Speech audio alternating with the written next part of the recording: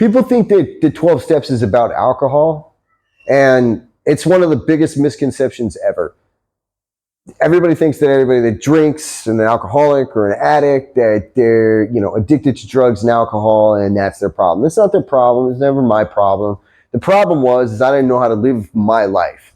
I didn't know how to have emotions and feelings and love and care, and I didn't know how to be with people. I didn't know how to be without people. I didn't know how to be happy. I didn't know how to be sad. I didn't know any of these things. That was my problem. And drugs and alcohol filled that, kind of buffered it, and made me feel better about basically being uncomfortable. And it made me feel less uncomfortable. The 12 steps, the first step is basically admitting that I was powerless over, drugs and alcohol, and that my life was unmanageable, right? The second part of that should be very telling is my life is unmanageable.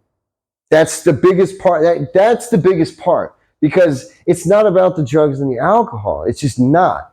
I don't hate drugs and alcohol. Like, they helped me through a long period of time when I didn't have tools to deal with my life the way that I should, until all of a sudden those drugs and alcohol didn't work anymore, right? So the first step, when it's like my life is unmanageable, that's the most important part of that step for me.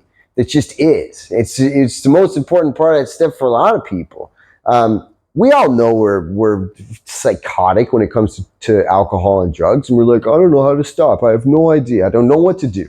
And the reality is like, the only way to stop is to admit that I have a problem, and to also admit that my whole way of thinking needs to change and my life needs to change. That's it. And the only way to have that happen is to do the 12 steps. The only way that I have found to have that happen. There's other people that do, Christian stuff, and they do kind of religious programs, and they do non-religious programs like earthy shit, whatever that is. What is that called? I don't know, yoga. And, they do other ways of finding sobriety. If that's the way that you're going to do it, go for it. Just the way that I found was 12 steps.